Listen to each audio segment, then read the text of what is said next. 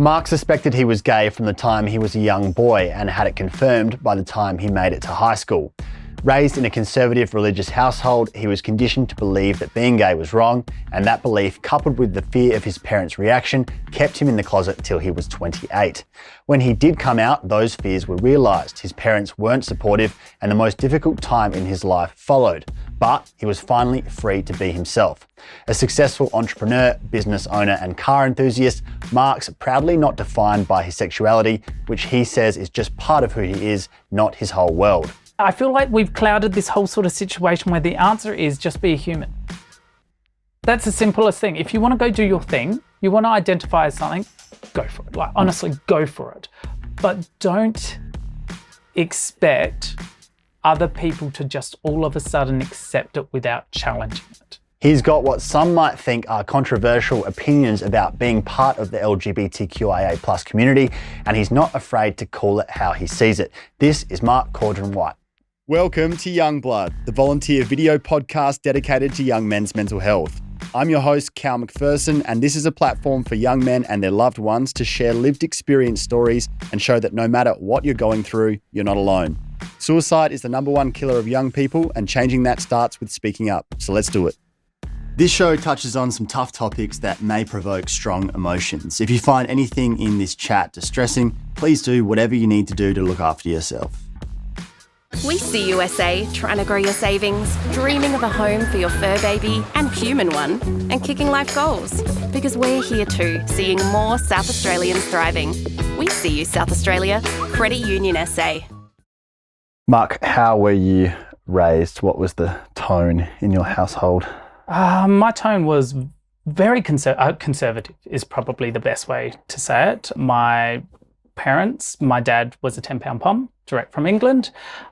My mum always grew up in a household that was a little bit more kind of religious based, not full on religion. My family were never church on Sunday people, but Church of England, Anglican. You grew up with sort of your traditional values. The focus really on my upbringing was around if you were doing okay, you weren't necessarily focused on. If you could handle it, you weren't necessarily focused on. If you were struggling, that was where you were focused on. So I suppose, prime example, my brother suffered with a couple of learning difficulties when he was younger. He was kind of the one that was focused on, which were to a degree to the detriment of myself, where I went, how I was brought up. The focus was kind of always drawn onto helping him out as much as possible.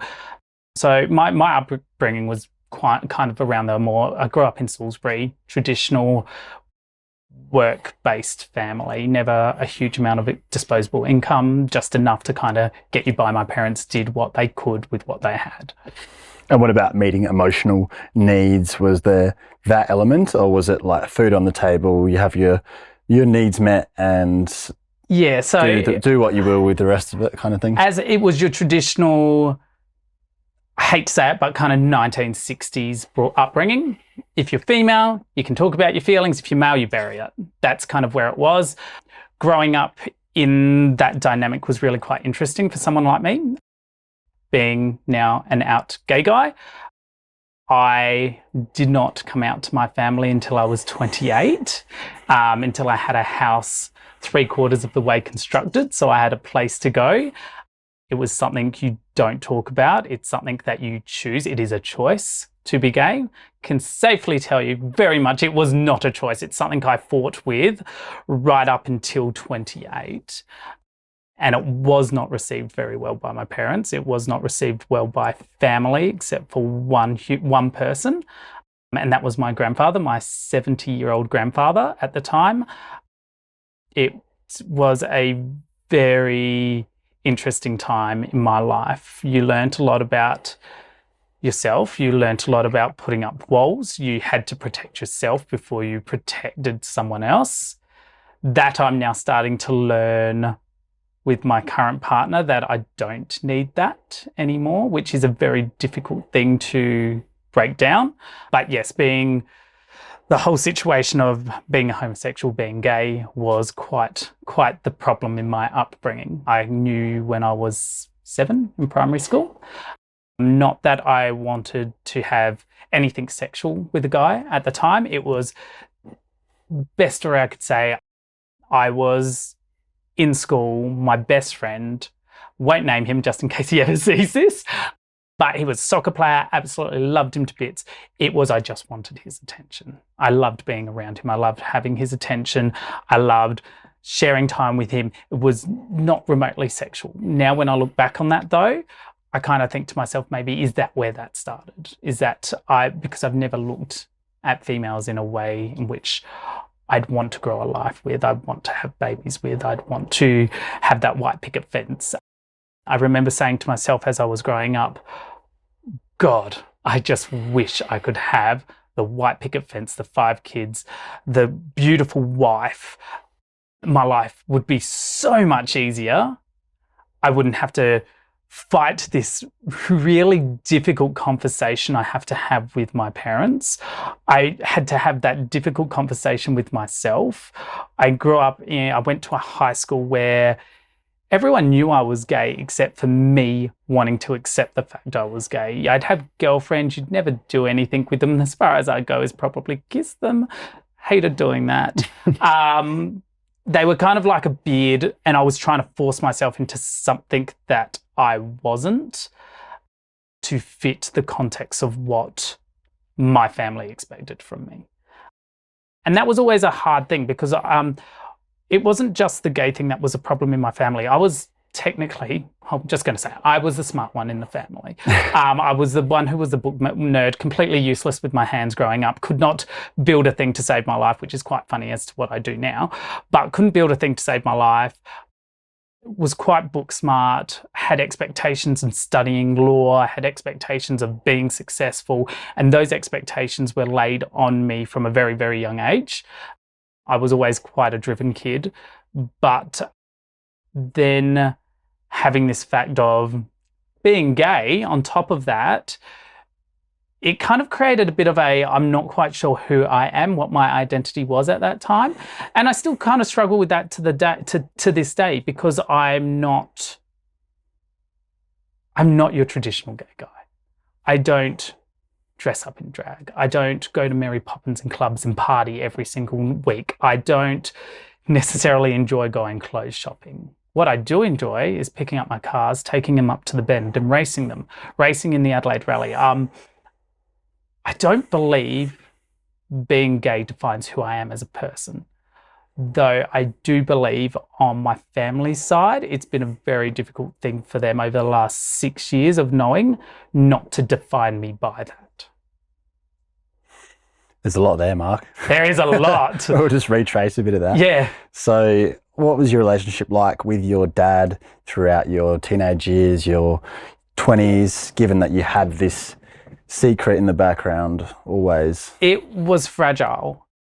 Really, really fragile. It's always been a really volatile relationship. My dad and I, we're both very similar personalities. We both don't mind an argument, and we both don't mind being right, and both of us hate being wrong. I think the problem with the situation that was going on with me and my dad was no one was wrong in this situation. This is a situation where he's grown up a particular way in a particular household. My grandparents, which were his parents, he lost his dad many, many years. I was about 5 when my grandfather passed away. He was probably, from what I remember, the more understanding parent of the situation. My grandmother was quite a stern woman. She was quite an expected woman. She very much believed in traditional family setups, and that very much, I think, passed down to my dad. And he still struggles with me being gay today.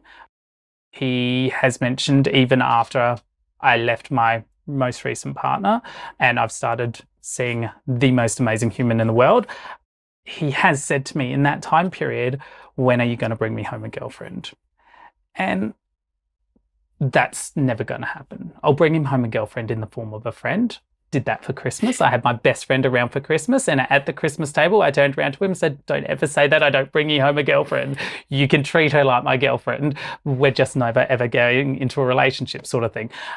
So it's always been a really volatile thing. So he's always kind of struggled with that. The other thing that he's always struggled with is, I know my dad wanted to be an architect. He wanted to study architecture. He wanted to become a diesel engineer. And because of the family structure that he had, he became a printer, like my grandfather. And he's an exceptional printer, very highly qualified, absolutely amazing at his job. If I could have the work ethic he has, that man, he just works, constantly works. But I don't believe my dad ever got the opportunity to become what he wanted. And I've always been that type of person. If there's something that I want, something I want to do, I will make it happen. To hell or high water, it will eventually happen. And I've always kind of followed where I've wanted to go. So I studied law for a little bit, wasn't for me. Studied architecture for a bit, fell into a job with Metricon at the time, designing new homes. Then started my business and grew that. So I've kind of drifted between careers.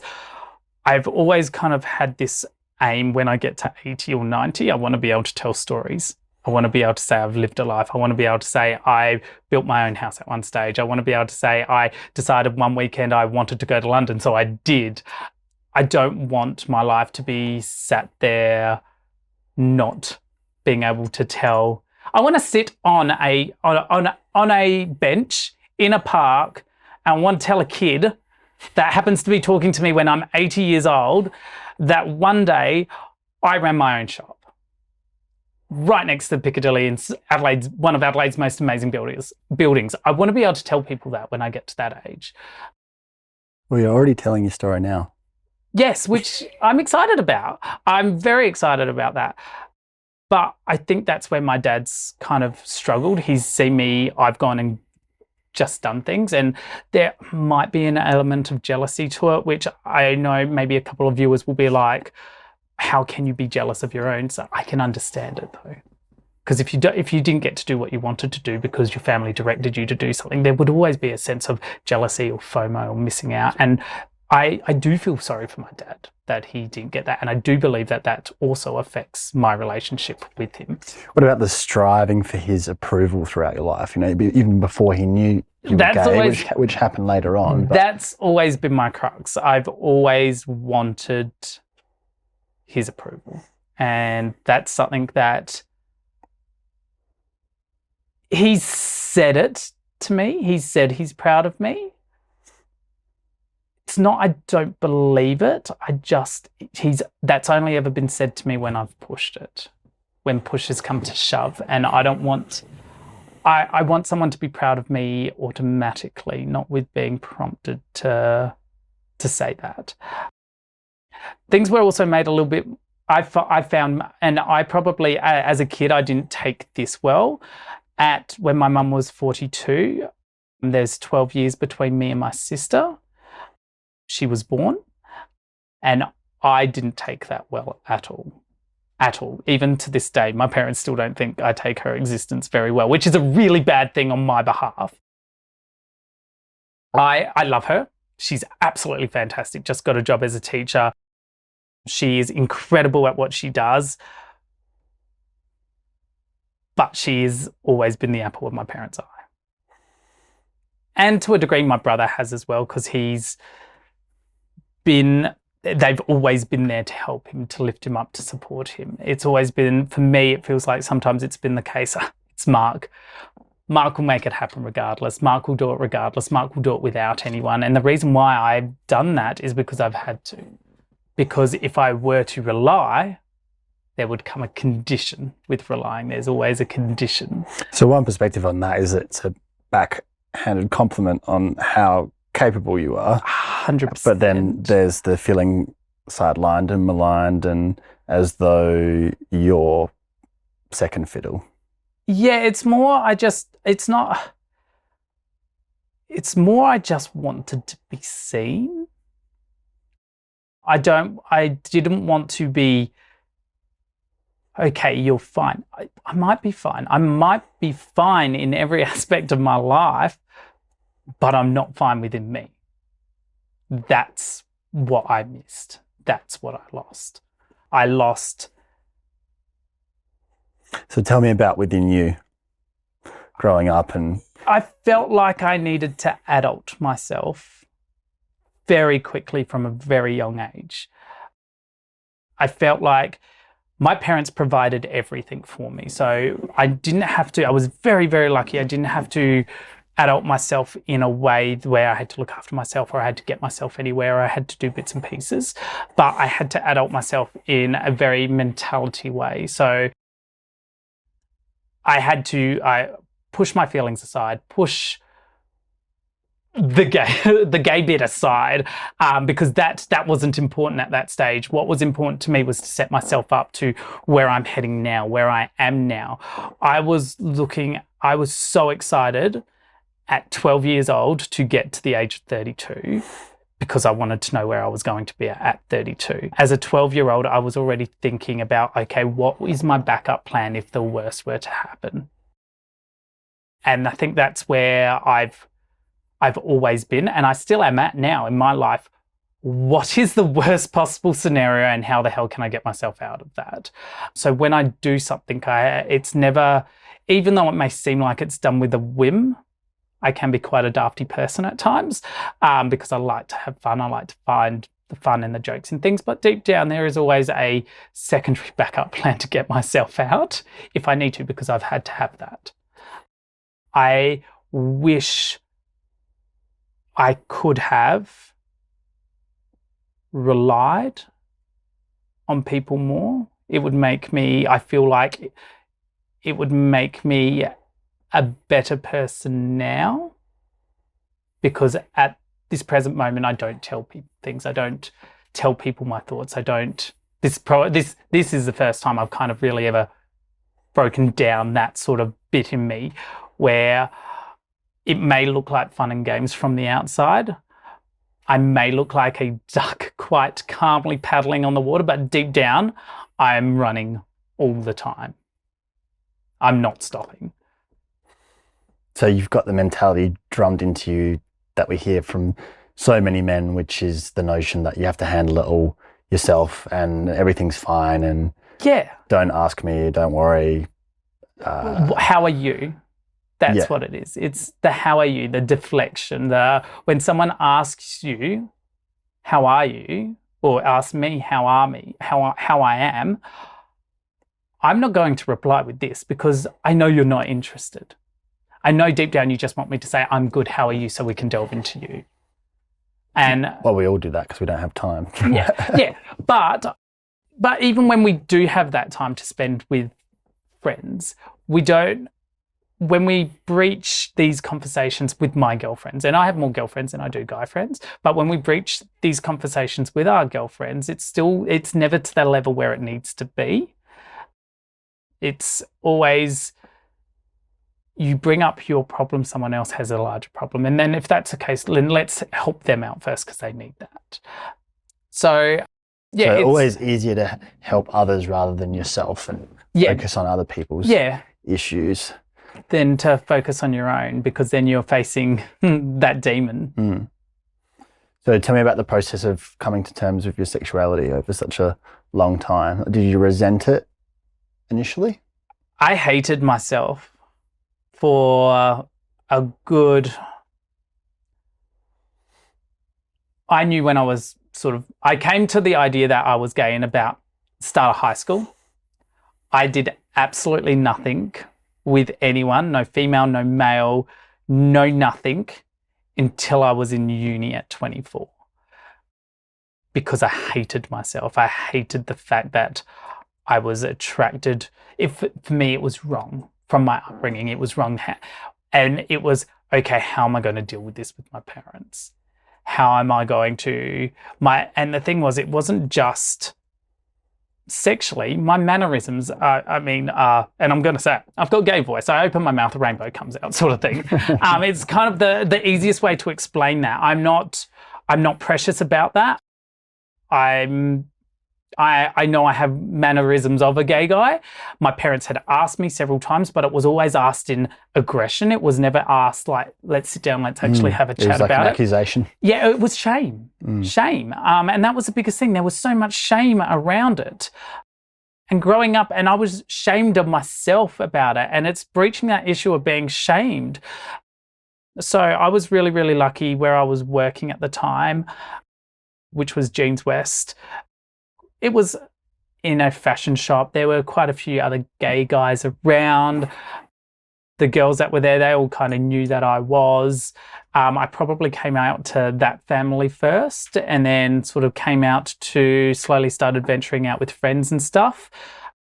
And my family were the last ones to actually know. And it came out in a rather large argument where I just reached the point where I'd had enough. And then it was breached with a question from my dad, which my response was, I'm going to go check out my house. You and Mum are going to jump onto Google, do some research, and then come back at me with some appropriate questions, because the question was that inappropriate and that uneducated. That isn't necessarily their fault, though, because they didn't know how to handle that situation. And I think this is where a problem happens with my parents, and I feel a lot of compassion with my parents because they are trying now. I love my parents, they are amazing, but this was a new world for them to experience. And when people are greeted with new worlds, it's greeted generally with a brick wall because people are unsure about the unknown. The idea of the first question that was asked to me by my dad was, do you have an STD? Because we share a shower at the time. And my reply to my dad was, what is an STD? And he's like, sexually transmitted disease. And my reply to him was, when was the last time you and I had sex? And he's like, never. I'm like, exactly.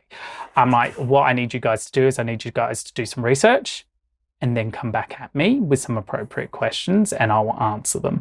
But I'm not going to answer any more questions until you do some research on this. You get a little bit more educated, I will answer any question you have. And how was the relationship after that? Was it tense for a few years there? Yeah, or? so I then got into a relationship with my now ex at 29. My house had been built, moved into my house, was single for about 6 months. My ex I had known for about 7 years but prior, so I was on Grindr from about 24 upwards, just kind of exploring what that was for me. And that's where I'd met my ex.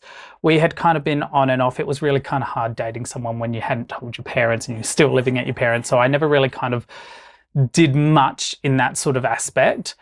But when I moved into my house, we got together after I was working and we went to catch up and then we started dating. Everything was good for the first 12 months. Then there was an issue which was brought up. My parents always kind of struggled with the relationship. They struggled with my ex. My ex was a great person. He's a good person. There was just a few dramas that I'm probably not going to go into because it's probably a bit too much for this. But it involved my ex and my dad, which then caused an issue. So I went 2 years without speaking to my parents. Oh, wow. Not a word, not a peep, which nearly destroyed my mother. It wasn't because I was one of those people, don't interfere in my relationship. How dare you interfere in my relationship?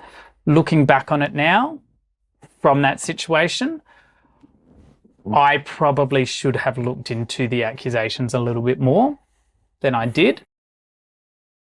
And I probably would have taken a different tone, but I kind of felt like at the time it was coming from a place of dislike. So I went 2 years without speaking to my parents. Only recently have I kind of, in the last 2 years, we've been slowly opening up those channels again and we've got a bit of a better understanding now. And how have you been able to mend that? It's all well, the gay community love to accuse people of being homophobic. The gay community loves to play the victim. They're not always the victim. They're just as bad as the people that are accusing. There comes a level of understanding that needs to happen. There needs to be compassion on both sides. You can't expect someone to change just in a blink of an eye just because you say that they should do that. You need to educate, you need to let them know that there is no threat, make them comfortable with that before you can expect them to accept. And that's where I've had to go with my parents. It's been, I think their main concern wasn't coming from the fact that they didn't like gay people. Their main concern for me was, my son's just made his life so much harder than it needs to be. My son could possibly be exposed to HIV. My son will never ever have kids. My son safe? Their concern and their dislike, if you could say, has come from an essential part of love. Fear. And I can understand that, or even like little things, like my dad said to me, he's like, you're not going to wear a dress. You're not going to dress in drag. You're not going to do pride parades. Or are you going to do all of the above? Like, who are you? And it came down to me sitting down with them and just saying, the mere fact that I go to bed with another man does not change who I am as a person, does not define me as a person. I'm still going to race my cars. I'm still going to spend ridiculous amounts on Italian sports cars because I'm that financially stable person, which I'm not at all. I'm just not financially responsible. You're just a man who likes men. Yes, that's all I am. What I do behind my closed doors is up to me, and who I choose to share that part of my life is up to me. But it doesn't change who I am. I will still absolutely destroy any man in his GT500 Mustang if I can. And then I might take his missus shopping for a little bit. It's a little bit of an oxymoron, and I kind of like that. But I needed to get through to my parents that I hadn't changed and that I hadn't made my life any harder, because this is what my life was and has always been. And they're coming from the position that it's a choice, and we know that they were coming from a position of choice. And I do believe there's more to that story, but that's not a story for me to tell. But I do believe they've come from that position, and I still get it a little bit from my dad, but I think he's coming to understand that it was never a choice for me. I guess, and the fear that you're going to go to hell. I don't know. He's never really discussed that with me. I'm completely fine with that. If I end up down there, at least it's warm. I'm very much of the belief that energy doesn't go down there. I believe that the earth itself, what we're living in now, that's kind of hell. I mean, Donald Trump, that's all I need to say. That's going to be I don't think it's going to be necessarily a bad thing. I think that's just going to be a very interesting 4 years. But I believe that energy just gets transformed into something else. You don't end up leaving. You don't end up going up there. You don't end up going down there. You just end up transforming into another part of the universe, wherever that may be. But that's not what you were raised to believe? Or No. That wasn't what I was raised to believe. I was Anglican Church of England, baptized. I don't practice. I've never have. I don't find solace in knowing that there is an outer being. It's not who I am. I can appreciate people who do, and I believe there is a place for that. It's not for me. For me, religion is no different than going to, for me, catching up with some good friends and talking about everything that's going on in the world, just not having an outer being that you believe is controlling that. I'm a very firm believer in karma, though. And I believe what you put out into the universe is what you will receive in the universe as well.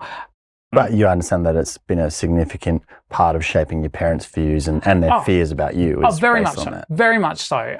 And that's also something that's been a contentious issue with my parents, that I don't necessarily consider religion as much as they do, or the rest of my family does. That's always been, Dad has said to me that I am afraid that you don't believe in God. How can you not believe in God? And that's also an understanding thing. I think that is a topic we just kind of leave in the family, because I don't think that's something that necessarily needs to be breached. It's just where we're coming from with it. What was the impact on your mental health of being in the closet for so long and hating yourself for a long time and then letting that go? But I mean, that's a big thing to torment yourself with for such a long time. It's made me hard to love. It's made me very hard for someone to love me. Because you find it hard to love you? No, I don't find it hard to love me. I love me, but I don't let anyone else love me because I struggle to trust people. I've got a I know a lot of, I'm one of those people who I know a lot of people, but I have a very small circle of people who know me. I do things on my own. I don't like to be touched. I don't like to, and it takes a very, very special person to date me, I think, because I don't make it easy, because I like my own space. I like being by myself. Don't necessarily always need the company of someone. I don't necessarily need someone financially. I'm also, and this is something that is a little bit hard for people to understand. For me, romance is being with someone, choosing to have them around, because I don't necessarily need to have someone around. The mere fact that I choose to spend my time with you or choose to incorporate you in my life or have you in my life, for me is the purest of romance, is to share things with someone. That to me is romance and love, and it's a very different approach to love. And I know it's something that people struggle with, because a romantic relationship, everything, society bases that all on sex, on gifts, on appreciation. It's never ever gifted on or centered around spending time with someone. My favorite days of the week are Sundays, because my partner and I, we jump into the car, we go up to wineries and we spend time together drinking wine. Being able to do that, to me, is the utmost of romance. The other thing is allowing me to be me. So if I want to go for a run, push me to go for that run. That to me is someone who understands me. That to me is romance. That is not romance to a lot of people. What about outside of relationships, in terms of just your developing your relationship with yourself? Like, how have you done that?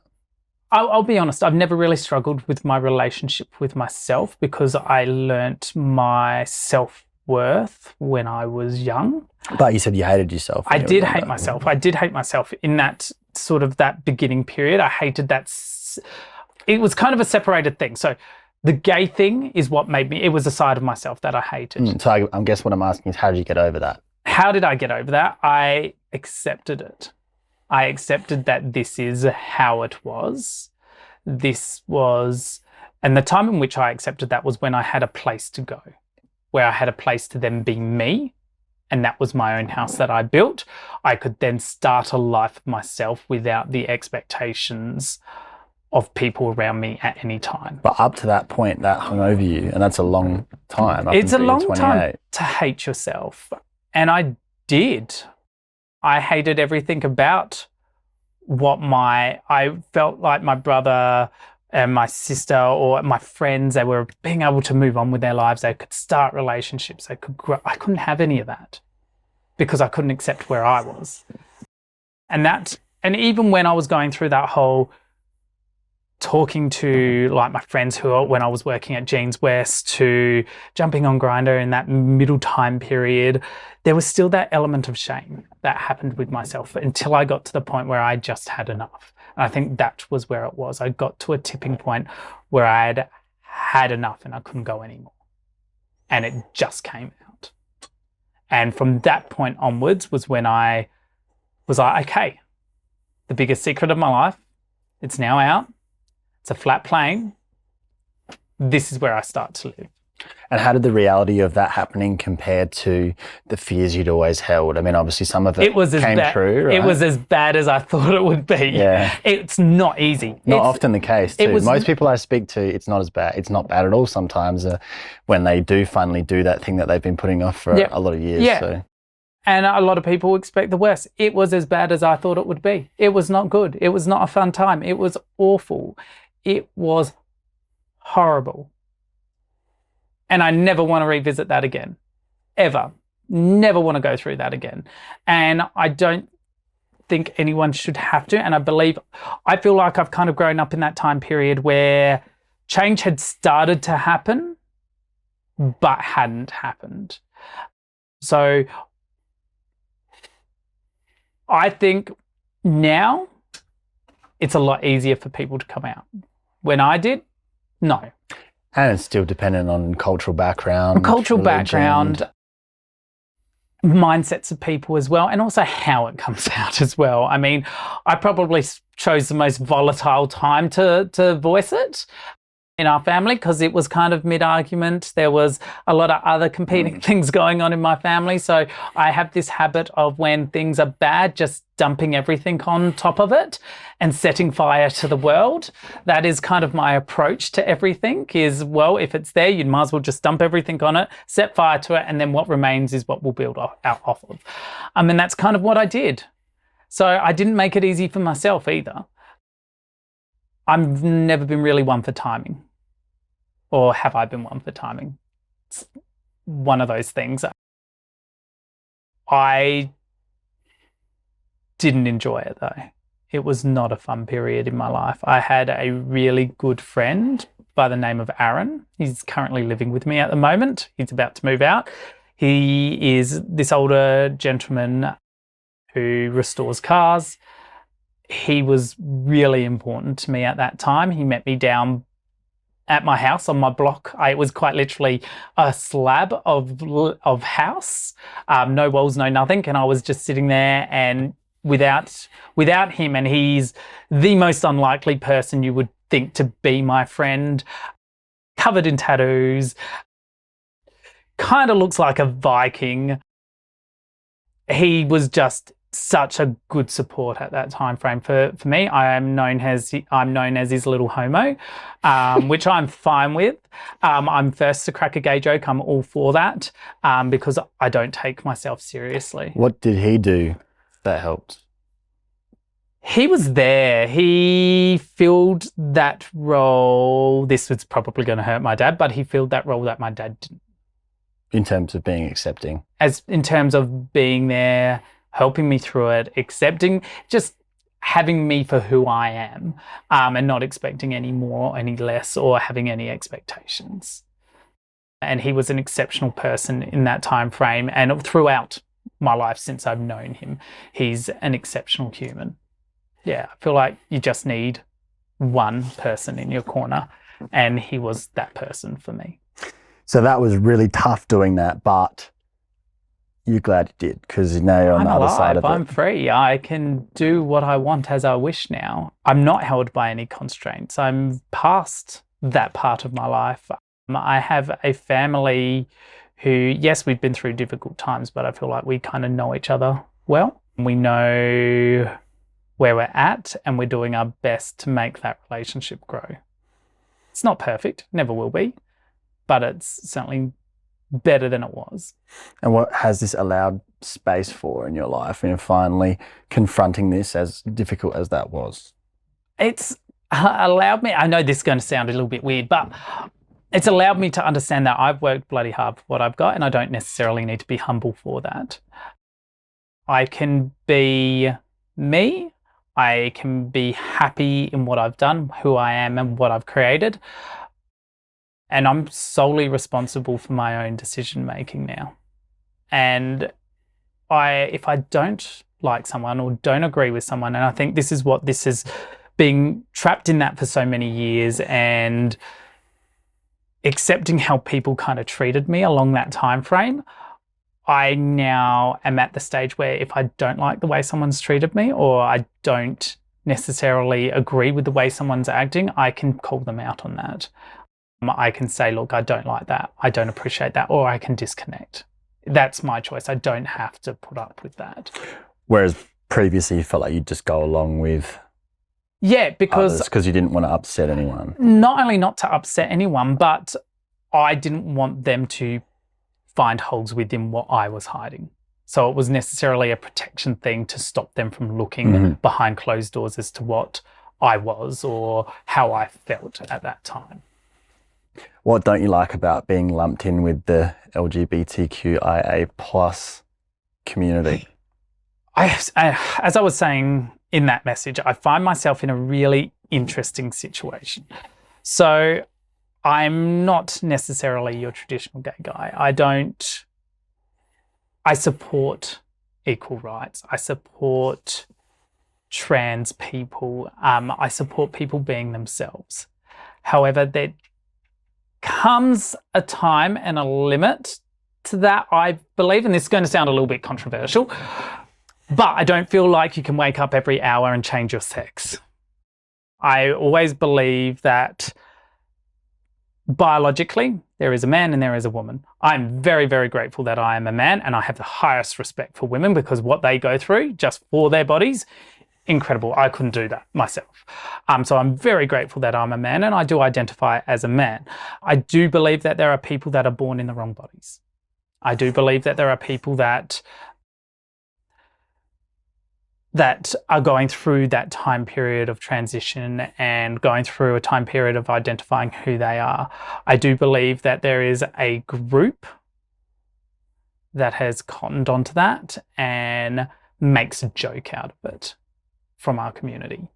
I do believe there is a group that takes everything to the extreme. So one of my biggest frustrations with our community was coming into gay marriage. Everything up until that point has been, please include us, please include us. We want to be amongst society, which we should too. We all should have equal rights. We all should be a part of society.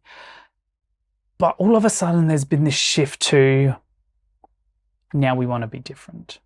We don't want to fit in. We don't want to be considered as everyone else. We want special allowances for our community. We want gender neutral toilets. We want this, we want that. If you're going to stand out, which is fine, you can stand out, but you can't have your cake and eat it too. If you're going to stand out, you're going to open yourself to criticism. You're going to open yourself to a variety of people with opinions about you. Don't sit there and complain and whinge when those opinions come out if you're going to be different. Take them on, understand them, understand where they're coming from first. Don't just sit there and whinge that you're now being treated differently because you've asked for that. And you have asked to be treated differently. There's no if, buts, or maybes about that. If you don't want to be treated differently, fit in. I know that's going to be quite a controversial thing to say, but it is really frustrating because as a gay guy, all I want to do is fit in. I am a human at the end of the day. I wake up every morning, I eat food, I go to work, I work hard, I come home, I live my life. The mere fact that I'm gay, I don't want to do PDA. I don't want to be responsible for kissing my partner in front of a 3 or 4 year old child, and then that parent having to explain that to a 3 and 4 year old. Let them be kids. There is a time and place for things, and I feel like our community, a certain section of our community, do not understand the time and place situation of what they're trying to achieve. I believe what they're trying to achieve has some validity, but how they are doing it is very, very wrong. And how it's being portrayed is very, very wrong. And it's just building angst against all of us. There has been a lot of things saying LBGT want to separate from the rest. Can understand it. I'm going to be honest, I probably will too at this current stage because some of it is bordering now on ridiculous. And some of it, I also don't quite understand who has enough time in the morning to wake up and feel like their sexual identity is the first thing, who they identify as is the first thing that worries. I don't have time for breakfast in the morning and to decide what I want for breakfast. Oh, first and only. Yeah. As you're saying, your identity and your sexuality is a part of your busy life. Yes. That obviously factors into everything else, but you go to work and have a relationship and have family and live your life as a human being, and are a bit too busy to think about it and protest about it and get on X about it all day, every day. And my next question is, when did we go from being humans? When did we go from being a human? Because I'm still a human, you're still a human, everyone who's out there is still a human. What is the need that we have, this incessant need in this part of my community, to push the envelope to be different, and then complain when people complain about you being different? You can't expect to throw a new world on someone who has never experienced that world and for them to be forthcoming and accept that. That's not going to happen. It's not how it happens. How it happens is by education, by talking, by being understanding, by understanding, yes, you are different. You can be different. You can be different. But give it time for other people to accept that.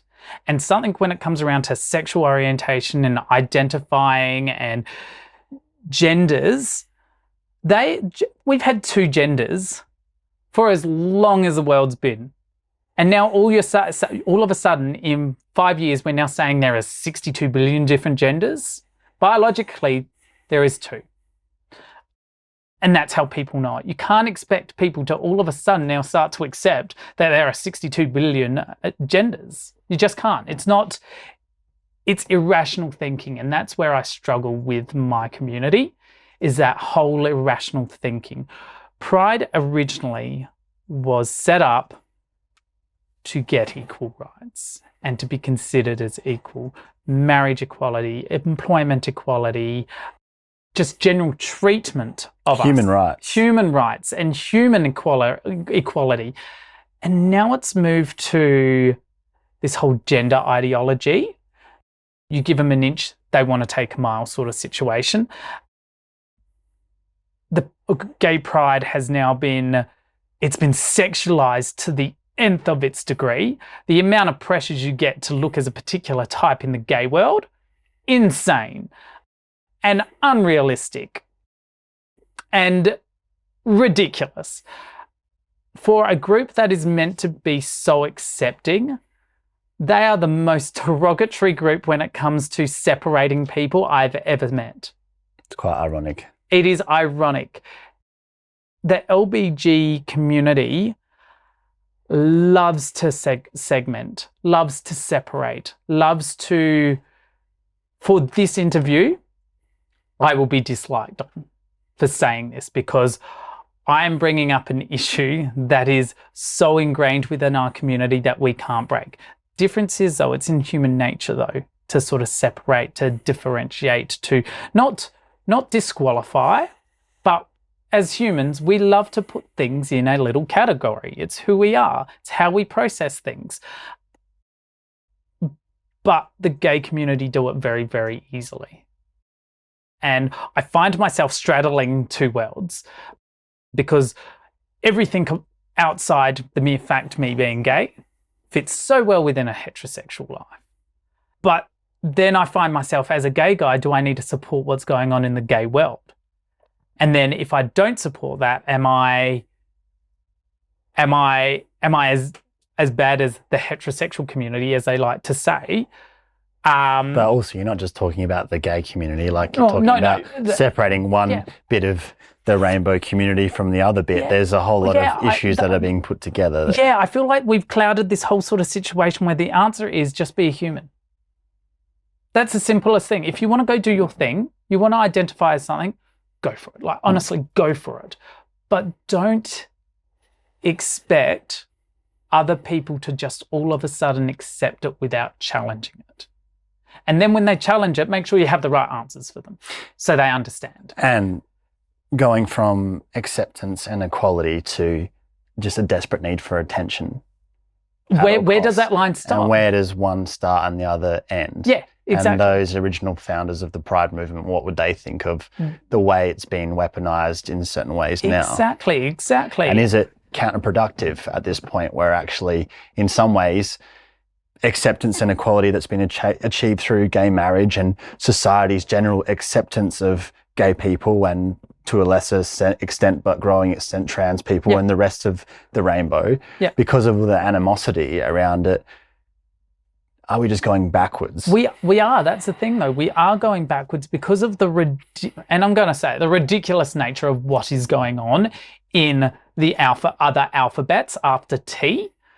And I don't actually know them, which is probably a little ignorant from my behalf. But the ridiculousness that's going on there is reflecting on us, reflecting on the people who get up and go to work every day, the people who were born in the wrong bodies, who need to go through that transition, and that are navigating that for themselves. They're being dragged into this ridiculousness as well. And aren't all that happy about that either. No, they're not, and neither should they. They're going through hell anyway to start off with, and what are we doing? We're making it worse for them. It's infuriating. It's actually infuriating. We need to come to a stage as a community where we need to put the brakes on. We need to reflect on the achievements that we've had. We need to celebrate those achievements because we've come a long way. We now have gay marriage. We are accepted within communities. Let's celebrate what we've done. Let's thank communities I know this is going to sound ridiculous, but thank the heterosexual community to being open to us, which they should have been to start off with, but they weren't. It was a transition thing. But they've come to it and they're there with us now. Let's celebrate our community with them rather than trying to divide our community from it. It's infuriating. And it's not something to generalize because within that community, there's so many individuals. There's lots of groups. There's lots of ideologies, but there's so many people who are all their own people, and it's hard to say one's like the other. And it's easy to say that, but it's not the truth. It's not the truth. I think a key difference that you're pointing to and resonating with in your own life, it is a part of your life, but you do so much else with your life, and you're a busy man. You're part of society. You're an accepted part of the community, you get on with it and you contribute. Yeah. And I think some of those that you're talking about who are really pushing that part of the movement, which is attention and conflict at all costs, victimhood, is people who aren't doing much else. Yes. And this is sort of, I suppose it comes a point in your life, and you've had quite a few of my mates on here as well, and I feel like we've all come from the same point where there is at a point you can either choose to be a victim or you can choose to get the fuck on with it and make do with what you have and grow off of that. And I feel like there's two types of people. One type will be like, okay, this is my foundation, let's start building bricks. Another group will be like, this house isn't what I want, I'm going to blow it up. And I feel like they are the two routes that people go. And what are you feeding on? And how much is the reality of walking outside your door and going into the community the same as what you see in certain subcultures on X or online somewhere? Is that reality? And do you have to, so that you don't have to go out and actually build a life and make a positive contribution, are you just convincing yourself that you can't start doing that because you're too oppressed when that's not actually true? Exactly. When are you going to start blaming yourself instead of someone else? And that's what it comes down to. You've got to get to a point where you look at it and you'll be like, and you just need to say to yourself, how much of this mentality have I got because of me? Because of how I view the world, how I view myself. And what am I not prepared to accept from myself? Because your relationship with yourself is like a relationship with a partner. There needs to be boundaries. You need to get to a point where you need to say, no, I'm not prepared to accept my mental state to be like this. But tempered with compassion. We're not saying no compassion. Oh, no. Like you've got to have compassion you've and had empathy. to have throughout your journey for yourself and others around you who've supported you. That's been there. Yeah. But there's also been a high level of personal accountability and responsibility. You've got to have that, because if you don't, how can you hold someone else accountable if you can't hold yourself accountable? Well, and how can you get anywhere? Exactly. But the thing is, you need to be able to set yourself a standard so you can then educate people around you as to what you're not prepared to accept. Because if you're not prepared to accept what you're doing if you accept bad behavior from yourself, your friends, your associates, they're going to see that and they're going to think that they can do that to you. That is because you're allowing yourself to do that to yourself. There comes a point where you need to pull yourself up and you need to say, well, no, I'm not accepting that from myself anymore. So there's that, very important, but then tempered with, you can't just be offended by everything. Oh, no. You've got to have fun. I mean, the only thing that will offend me my entire life is if you question my work ethic. Everything else you can go for, because at the end of the day, anyone's opinion of me, that's none of my business. That's got nothing to do with me. What someone's opinion is of me has nothing to do with me. So long as I'm putting my best foot forward at any one time, and there are times in which I don't, and I sit back and I reflect on that and I overthink that. It's not an intentional thing, but it's something that you get carried away in circumstances. But so long as you're trying to put your best foot forward, anyone else's opinion of you, it's got nothing to do with you because it's their opinion. And if you take that opinion on, you're not going to get anywhere. But it comes down to accepting only what you feel is the very best from yourself and from everyone else. And if you receive 1% less than what you think you need to deserve, you have the right to call out on that. And you have the right to say, no, I don't deserve this. I am a person. This is what I expect. And if that person or yourself don't accept that, that is something you need to work on. And treat others with that same expectation. 100%. Respect. The best thing you can do for your friends is hold them accountable. The best thing you can do. The best friendships are the ones that are there to support someone when they need it, but also the person who will pull you up when they need that as well. And when you've done something wrong. And I have friends that do that all the time. They pull me up constantly. They're like, Mark, probably went a little bit far there. And that will make me sort of review that. You need those friends. You need those true people around you who are not just going to inflate your ego all the time. So out and proud, met the man of your dreams. You've got your dream business doing retro furniture, which came sort of out of the ether, but you're brilliant at it and it's going extremely well. And you've got your dream car and you're living your boyhood dream fantasy. Boy racer fantasy. That you didn't want to tell anyone about. Where are you at now with all this? I'm finally at a stage in my life where I'm satisfied. I still have growing. Everyone does. I still have places I want to go, places I want to visit, experiences I want to have. But where I am now is where I thought I'd be at 32. That whole 32 thing was a thing for me. I'm confident in who I am as a person. I'm building that relationship with my family again. I feel like on better foundations than what it was. I have a good interaction with myself. I wouldn't say it's brilliant. I appreciate myself. I know how good I am. I know what to expect. What I don't like, I'm fixing. There's always something that you're never ever going to be 100% with yourself. But I have a partner that supports that, and that's the most important thing, having people around you that support where you want to go and who you want to be. That's the the crux to a good foundation of a good life, is getting rid of, identifying and removing those people that are causing problems, even though they may not look like they're causing problems. You need to identify those people that are pulling you away from the people that are crucially important to make your life better. What would you like a young gay man to know who may not be comfortable currently with themselves? Yeah.